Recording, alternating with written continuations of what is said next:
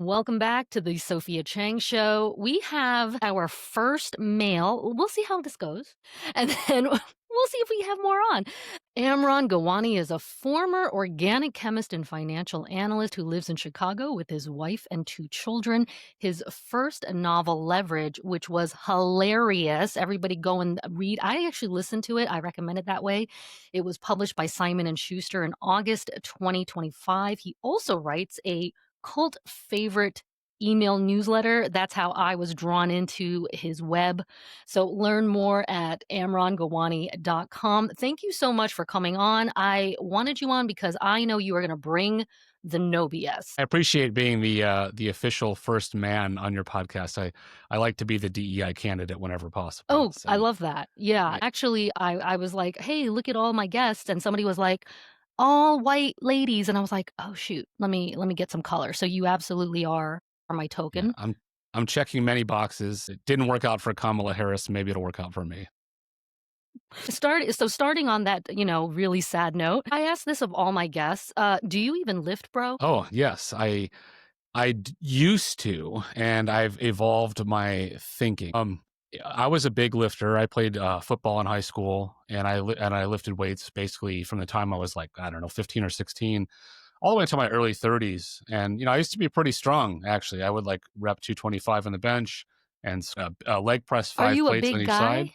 Not really. No, I'm a stocky guy. I'm about 5'8", but I weigh about 185, Oh, 190. yeah, So I yeah, was always dense. a pretty dense guy. As I got older, I just said, I don't really like. I'm not sure why I'm bench pressing. Like I don't really need anything in my life to have to do with bench pressing anymore. So what I started doing more of is body weight exercises. I started doing push-ups and pull-ups. At my heyday, I used to do 70 to 80 pull-ups in a session. And then I started indoor bouldering with my wife. That was like our big activity. We've been doing it on and off for about 12 years, but it's a very intense, rigorous exercise, and it's hard on your body. So like we've had to kind of throttle back. And so now we climb more for the fun of it and less for the challenge. I'm actually thinking about getting back into just kind of some free weight lifting to try to keep my, anaerobic exercise and my body strength up as I descend into middle age. Yes, the middle age is coming for us. So I say women, we have to do it for bone density, but I guess you guys should too as well. I say old age isn't a battle, it's a slaughter. And so, men lose their muscle mass as well as they head into middle age. And I'm not like one of these lunatics who's like pumping all these supplements. I mean, I just eat real food. One of the things that I've heard, it's like one of these like doctors or old wives' tales kind of thing, but it's like, if you can still squat, you're healthy, because when you become really old, the people that really struggle with health problems are the ones that can't squat. They can't get out of the chair.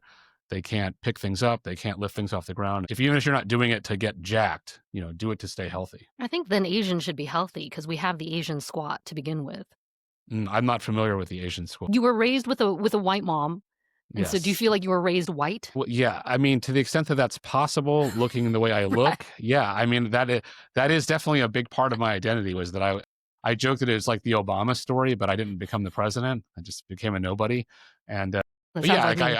I grew up in a white family, very modest, lower to lower middle class, good people, but not wealthy, like not highly educated. And so it's a really weird experience for me. Like I kind of grew up in what you consider like a Southern family, but then I looked like this. And so I've always had to navigate the world with a really interesting lens, which is a good thing, I think.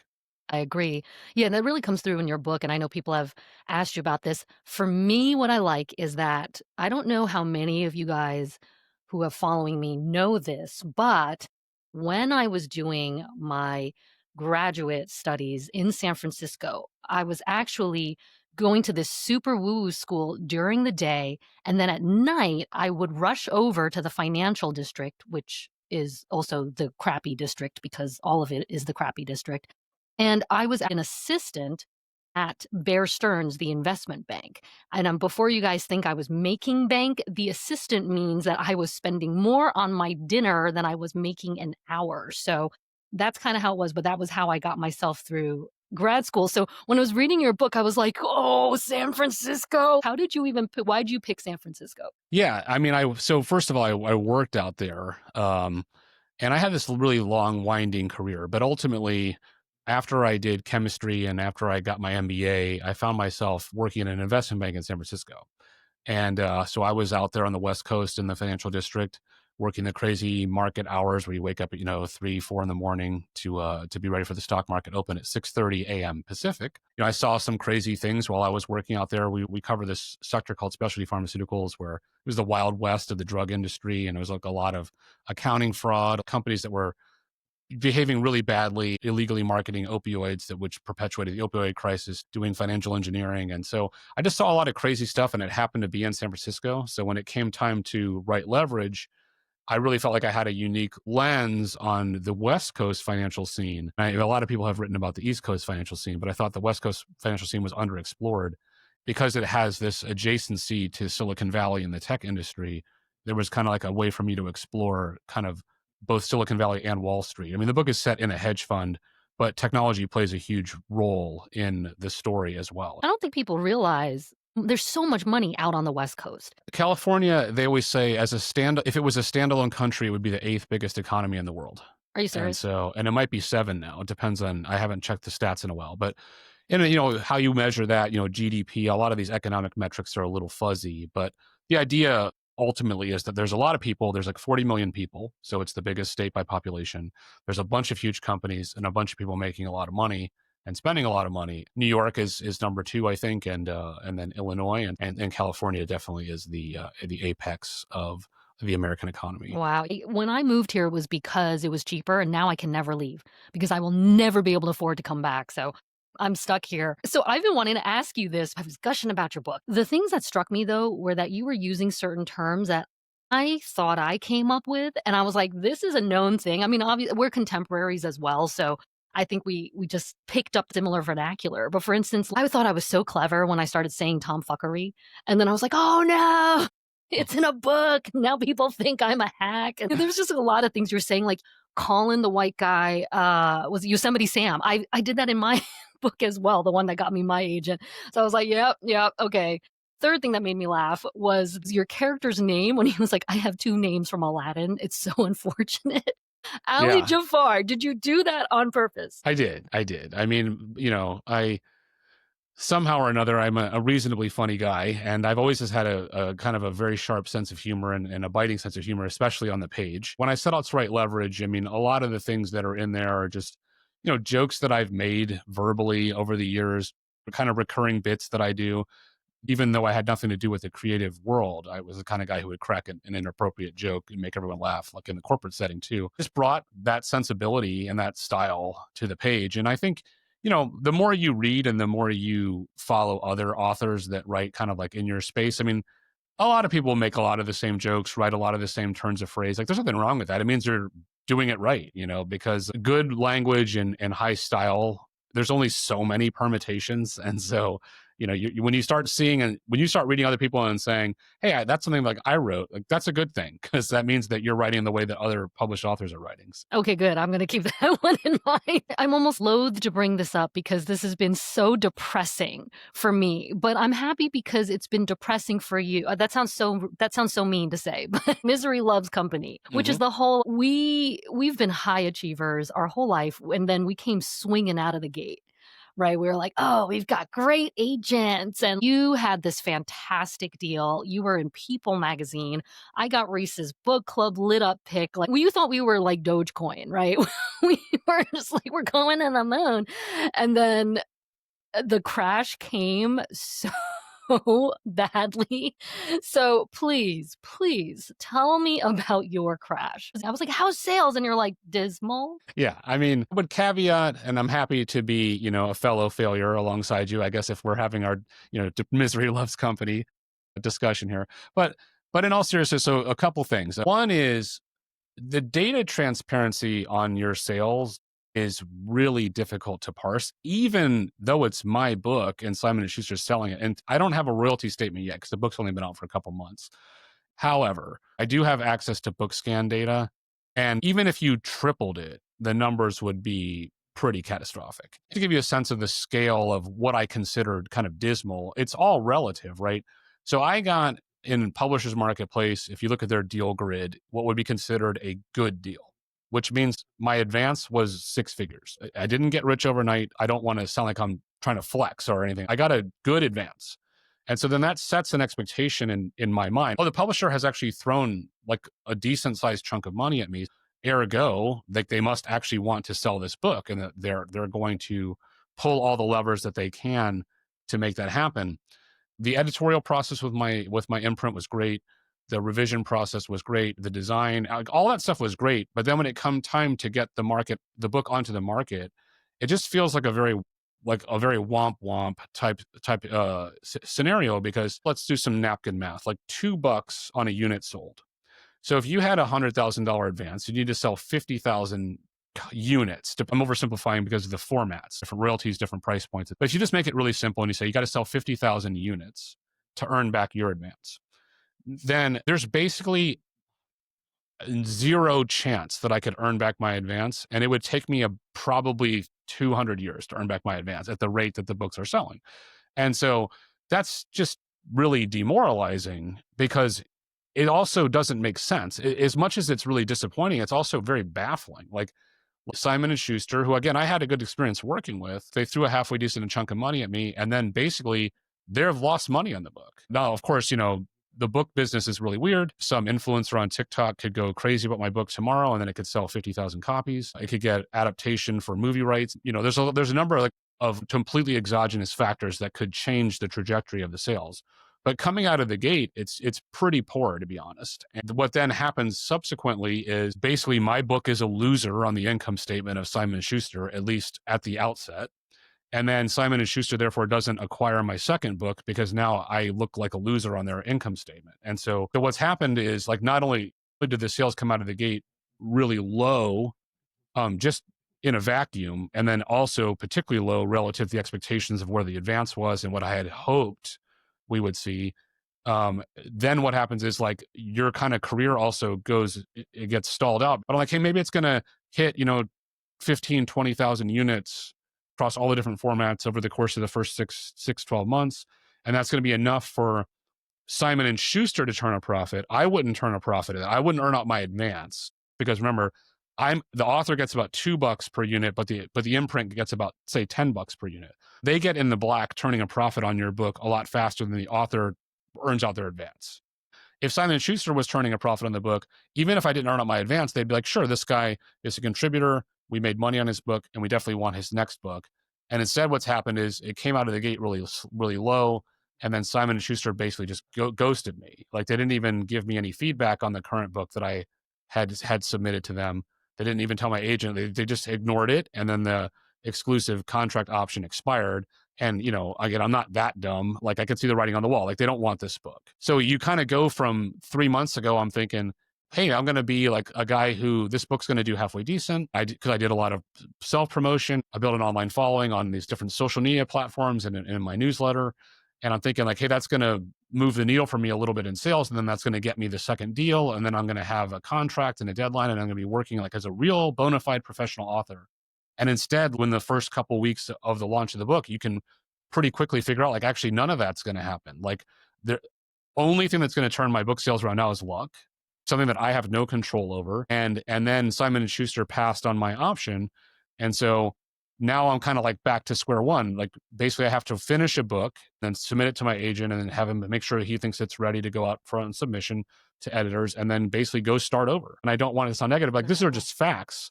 And so basically, like, I kind of won the game of publishing by getting a nice 6-figure advance and a big 5 imprint, nice publicity. And I still kind of feel like a loser. And that's, I think, the magic of publishing, like, is that no matter how well you do, you always feel like you kind of have failed. I'm not the only person this has happened to. What I've heard kind of anecdotally is debut flops is kind of the norm now. Like, it's actually common for an imprint to throw $50,000 to $150,000 at a debut novel, and then to them earn none of that back, lose money, dump the author, and then the author is pretty demoralized and maybe doesn't even write another book. And frankly, like, I'm having to ask myself, just as a quantitative guy, as a scientist by training, as a guy who's reasonably logical, like, does it even make sense for me to try to write another book? I mean, I'm basically playing from the back foot. I'm going to be considered like a loser whoever I pitch my book to next, they're going to say, "Oh yeah, we saw your book. We looked at BookScan. Your book sold fuck all copies."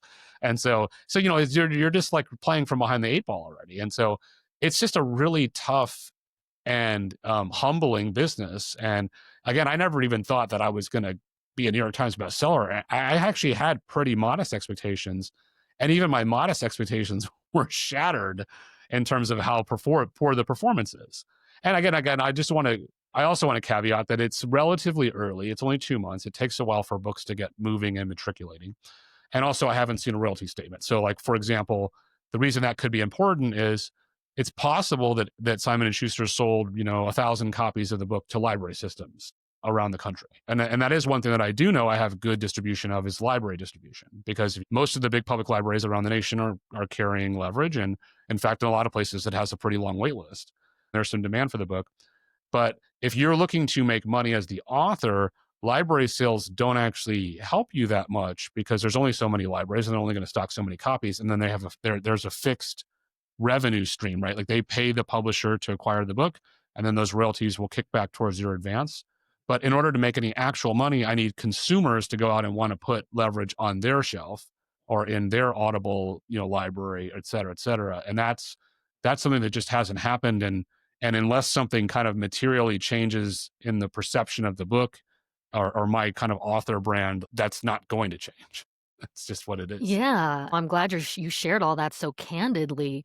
How does that affect your writing of this? Because I know we were chatting off camera about how, like, there comes a time where the first book is like, yeah, I'm just gonna throw everything in it. I'm just so form and everything. And then the further in you get at this professional level, you're like, to me at least, I know that I think more and more about what is going to help break me out, what is going to actually say, hey, please take a chance on this book. Does that cross your mind at all? It does, definitely. And what I'm really trying to do right now is fight that instinct. The partial draft that my agent had submitted to Simon and Schuster on my behalf, that Simon and Schuster would have had like a right of first refusal type option for. They didn't make an offer on the book, and I don't have a contract. So, like, now I'm just having to look at that book objectively and ask myself, is this the best project that I could come up with?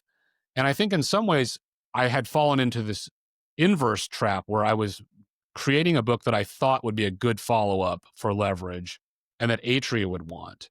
And in fact, I liked the story concept and I liked the characters. Like, so I didn't write something that I think is bad just because I was trying to get a second deal.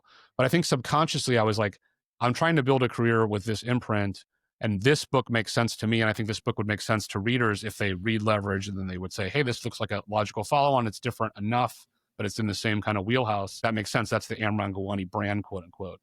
And all that is just fallen by the wayside. And so what I really need to convince myself to do is just get back to basics and say, what's the best idea I have, and how can I throw caution to the wind and write the best thing I can write? Whether, like, I write funny, I write satire, I write comedy. Like, what's the funniest thing I can write? What's the sharpest cultural observation that I can write? That's what's going to get me writing in the kind of mindset and with the kind of tenacity and enthusiasm that I brought to Leverage, which is what makes Leverage. And obviously, I wrote it. I think it's a great book, and it's got some pretty good feedback so far. And I think because I had that, throw caution to the wind mindset, I was able to produce a really compelling piece of art. If you fall into the trap of saying, I'm writing because I think the market will like this, or I'm writing because I think editors at Big Five imprints will want this, or I'm writing because I think I can hook an agent with this, you end up almost doing yourself a disservice, because what those people, what they want, they don't even know what they want. And what you think they want, you don't know what they want.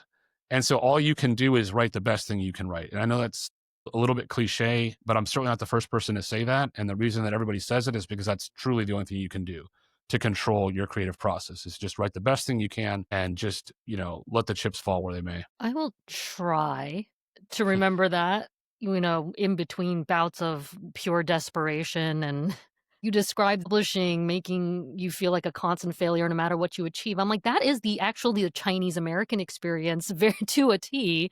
Like, no matter Mm-hmm. what I achieve, it's just not good enough. So Big Five publishing is basically just one big tiger mom, is what it sounds like. I So love it. yeah. That's going to be the new branding.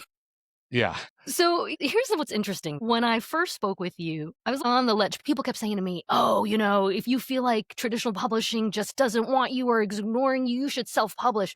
I'm telling you, that's where it's at. And you were like, no, you kind of walked me back and you were like, I really still believe in traditional publishing. And is that still even with all of that, even with everything that's happened to us, and you're still in that spot? Why? Well, I think I still believe that traditional publishing has certain intangible benefits that will pay dividends in the long term. And this is other things that other authors have told me as well. And these are changing, by the way. The ecosystem in the media landscape is under such duress and is in such a state of flux that like what I'm saying now could be irrelevant a year from now. I do think there's still a couple things that the traditional publishing apparatus offers. One is, and this is unfortunate, but it's true, like prestige or like ego, right? That's a big part of the appeal. Any industry that's based on prestige always pays really poorly because they're paying you with prestige. Like celebrity chefs, they pay their staff really poorly because it's prestigious to work with a celebrity chef. Like anything in economics, it's a supply demand phenomenon. Again, I don't think is a good motivator, but I do think that, it's a part of the equation and we shouldn't ignore that. More importantly is when you get a traditional book contract, it opens up a lot of downstream doors. If you wanted your book adapted for the film or the screen, there are cases where you're seeing self-published books get adapted, but they're still few and far between, and they're often for people that were self-published after they were traditionally published. Like all of media is still ultimately an elitist industry. So if you have kind of like the prestigious achievement of publishing with a big five imprint, like that's going to help get eyeballs on your work for things like adaptations. And the other thing is like foreign rights translations. So Leverage has actually been acquired by a German publisher for translation in German. And my agent works with a foreign rights co-agent, and they were trying to sell the rights to all the other different types of countries that would translate it into, Italian, Spanish, French, etc. And so the big five imprint, if you get a global deal, you might get those translation deals built in. If your book sells halfway decent or if it gets good publicity or good visibility, you can get those translation deals on the back end, which can then kind of expand the reach of your work. And that's going to be really, really difficult if you're a self-published author, even if you plug your work into a Google Translate. Like it's just not the same, right? So I think those are kind of like the two major things that the traditional publishing still offers. I guess it's three things: prestige, and then adaptation possibility, and then translation. And then in terms of commercial thing,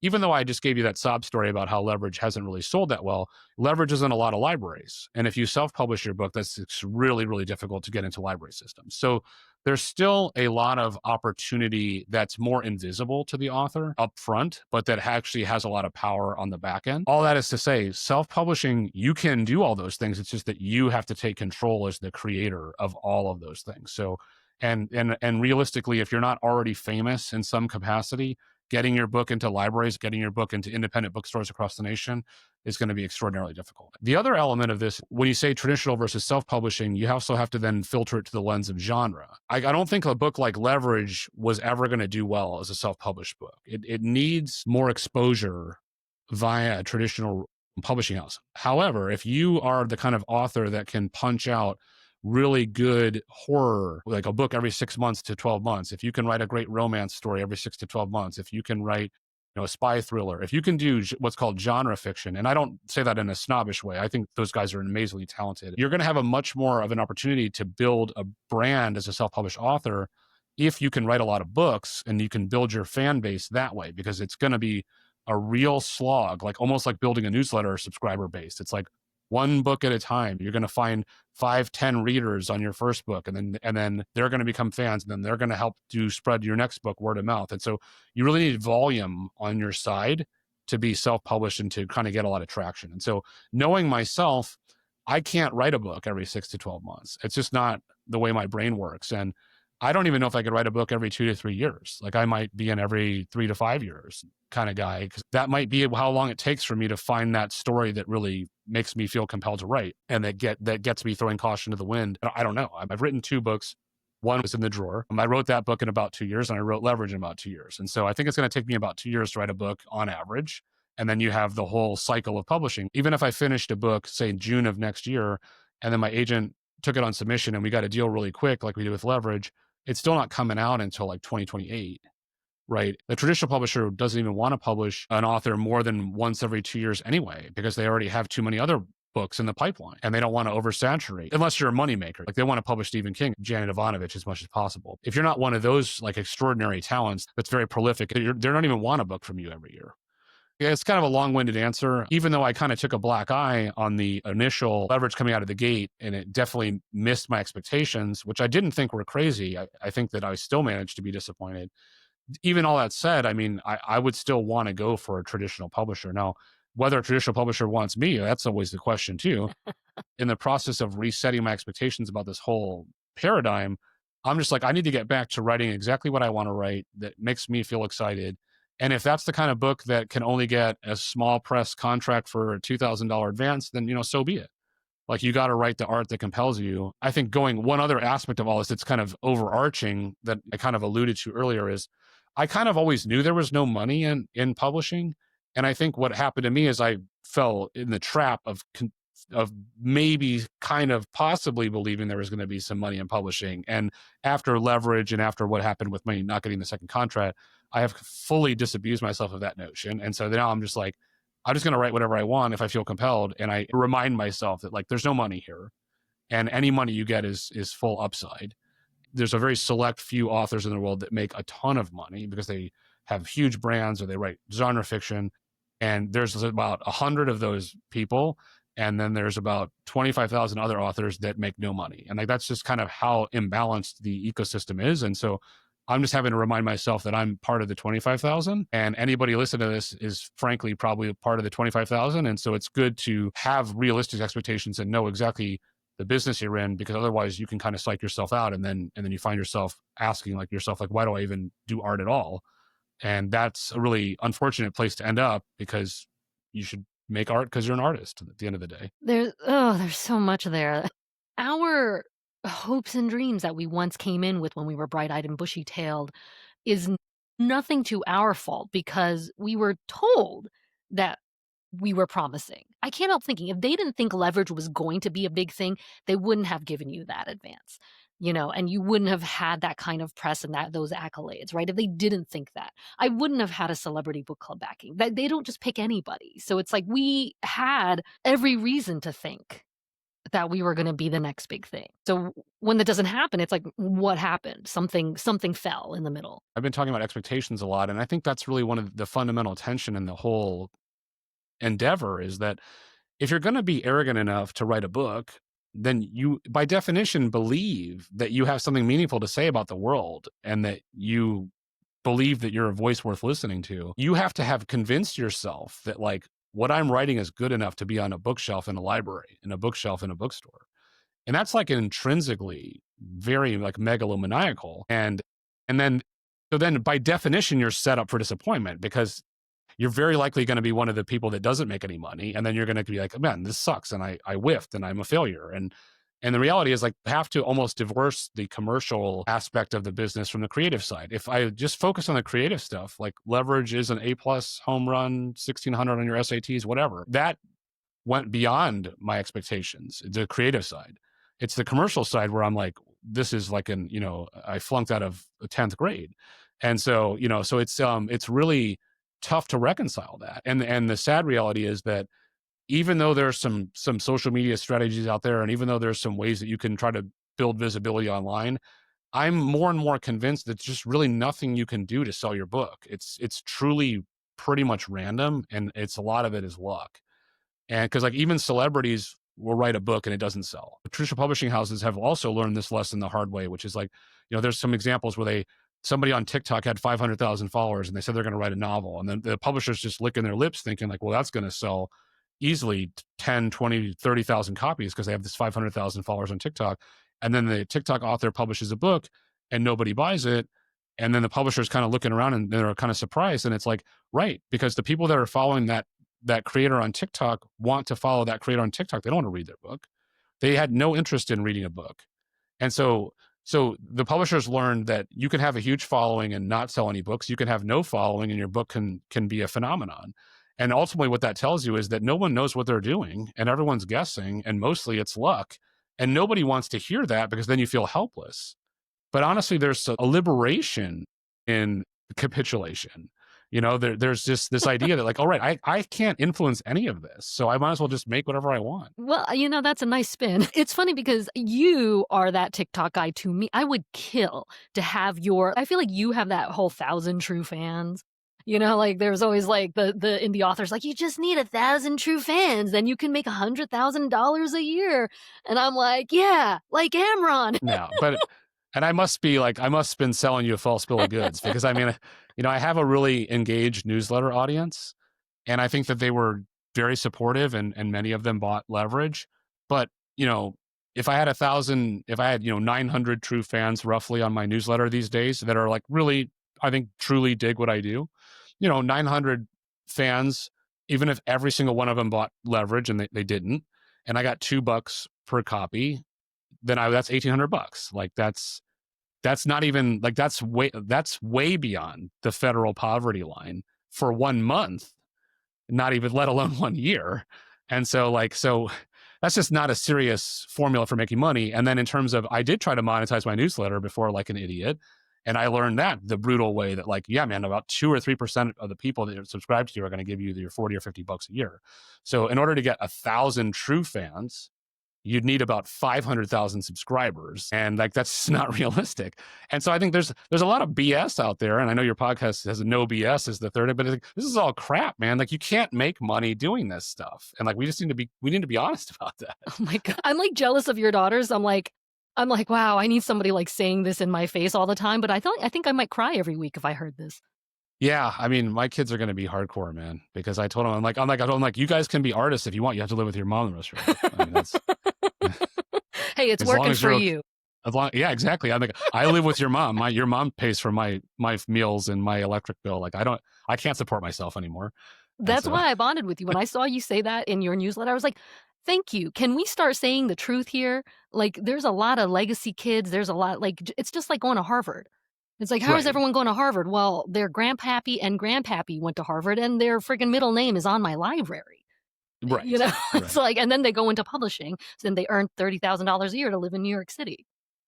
Right. Right. Because they have the legacy wealth. I mean, again, if you really want to be depressed, one of the things I learned recently, I don't know, I heard anecdotally, so I can't prove this, but a lot of bestsellers, if they're by people that are already rich, it's actually the people buying their own book. And so they're juicing the numbers, right? And I was thinking about that because my wife makes a lot of money. Like I could just go buy up my own book on Amazon and probably game the system. And then I could buy 1,000 copies of my book, and that would be a lot of money, but I could actually afford to do that. And then I would basically have made no money on the book, but then it would be a bestseller. See, I wouldn't do that because like kind of what makes me is that I wouldn't do that. Right. But and that's okay. I don't have the money to. Right. And even if I had $1 billion, I wouldn't do it because it feels wrong to me, I always said if I had $1 billion, then I would just start my own imprint. Exactly. If you had $1 billion, then you'd be doing a lot of different things with your life. You'd be on a yacht. You wouldn't be writing at all. So like all of these hypotheticals are not, they're not serious because anybody with that much money would definitely not be writing a book. There's some kind of weird psychosis that gets people to write books. I'm really happy you said that we are the ultimate narcissists, because this is the biggest disingenuous thing. Those writers who are always like, oh, I think everything I write is terrible. And I'm like, no, you don't. No, you don't. Because then why are you writing? You think you're awesome. Correct. Again, I'm a scientist and a math guy by nature, so I don't really relate to the whole flowery artist, self-deprecating thing. I'm like, I love everything that I write. That's why I wrote it. And I think, if I don't like it, I don't publish it. If I didn't like it, it wouldn't be in leverage. If I don't like it, it's not on my website. I really do believe that I have some talent. I don't think I'm the most talented writer or anything like that, but I think I'm a pretty talented writer, and I really enjoy the creative process, and I'm really proud of all the work that I make.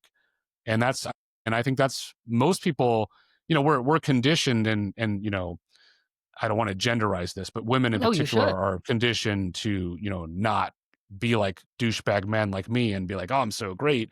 But like, that's its own problem, right? So then you kind of get into this self-deprecating doubt spiral. And it's like, if you wrote something and you think it's good, like you should be proud to say, hey, I wrote this and I think it's good. You should check it out. There's nothing wrong with that. But like what you're saying is that you end up doing this kind of like passive aggressive, like Jedi mind trick thing where you're like, I'm not sure if anybody likes what I write. It's like, dude, shut up, man. Just then don't write it. Like nobody held a gun to your head and told you to write that. If you don't think it's good, then don't publish it. If you think it's good, then say I think it's good. We often say that because people are like, "Oh, I hate writing. I like having written." I'm like, "Then don't be a writer." My friend always says, "You're not in school anymore. You don't have homework. If you don't like writing, don't write." That gets back to the kind of sadness we were talking about earlier, book sales expectations versus reality. But it's like, you know, logically, I have to ask myself, does it even make sense for me to write something? And then creatively I say, but I like to write. And so I'm going to keep writing because I like to write. And I know that's very reductive, but like, if you don't even like to write, it's going to show and you're not going to get published. And so if you're orienting your mindset to like, I don't like to write, but I like to have written, it's like, I don't know what to tell you then. Like you're already so far behind the eight ball. I don't know what to tell you. Like you must like to write if you're going to write. And if you don't, then like honestly, like get the help that you need. I don't know what to tell I you. asked one of my friends, "And why do you write?" And she was like, "I'm a masochist." I mean, I guess, we all have our issues. I have plenty of my own, but it's like if I was a masochist, I could find a lot more interesting ways to entertain my masochism than sitting down to write. So, Yeah. Oh, yeah, more yeah. enjoyable ways. I'm really gonna take to heart what you just said today because I'm revising right now, and there's a sloggy feeling to it, and I do feel like it's because I'm trying to reconcile the professional notes that I have on it, where I'm like, "Okay, I'm trying to make this something that you can sell versus but is it still a Sophia Chang book?" Yeah, it has to be in your voice and it has to be what you want. And honestly, the only thing I can say for sure in this crazy business that is completely unpredictable is that if you write the best thing that you can write, you're giving yourself the best chance. And if you don't write the best thing that you can write, then you're not giving yourself the best chance. It's really that simple. I mean, if you know that you're not putting the best possible language on the page or like the most compelling thoughts you have or the thing that makes you the most uncomfortable or that scares you a little bit, then what are you doing? Why are you bothering? Because like, artists are supposed to push the envelope. They're supposed to creatively challenge people. And like they're kind of like I remind myself of that too when I see like a really negative review of Leverage or someone that really viscerally reacted negatively to the book. It's like, but a visceral negative reaction means I got a reaction. It means that it did something. The art did something.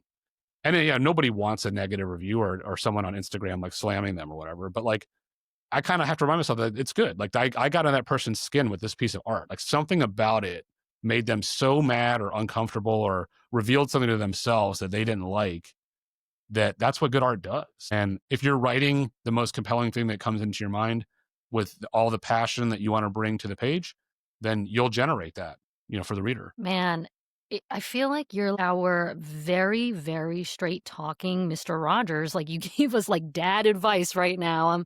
You made us laugh, and then you touched us and inspired us to to go on and be ourselves. Thank you so much Yeah. for coming onto the show. We could talk for hours and hours. You've got so much good stuff to say. Well, thanks so much, Sophia. And I appreciate that I was able to kind of, bring the conversation back to a more positive place. And a lot of times my battle is convincing myself to believe what I say, but, I believe it because it came out of my mouth. But it's not easy. It's an uphill battle, man. This whole thing is an uphill battle, but you do it because you love it. I love Yeah. it. No, I need to have more dudes on the show too, because every time I talk to a dude, he's like, "Yeah, I rock." And I'm like, why can't we say this? We need more of Yeah, this. man, that social conditioning is a bear, man. But you definitely. I mean, you obviously. I mean, you don't need me to tell you, but maybe you do. I mean, you clearly have a lot of talent. Well, You write all these thank you. books, and you're a creator, and you're ambitious, and you're motivated, and these are all positive things. And you're resilient. With I know your kind of personal health history there, and I mean, you're doing it, man. So you should be really proud of what you're doing. Just keep making it happen. Thank you so much. Where else can we find you, and how can we support you and find leverage? Yeah, thanks.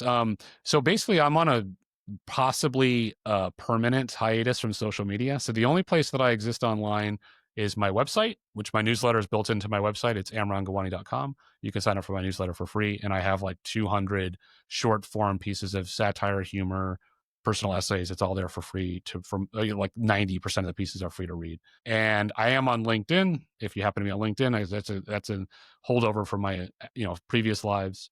And if you really liked what you heard and you truly wanted to help me out, go buy a copy of Leverage. It's a beautiful hardcover. It's a lot of fun, and I think it's a fun book. I'm very proud of it. Definitely the best way to support any author is just go buy the book, because it's really hard to sell those units, and so every little bit counts. Yeah, you certainly got my endorsement. Thanks so much, and we'll see you guys next time. Make sure you subscribe. Bye, everyone. Take care.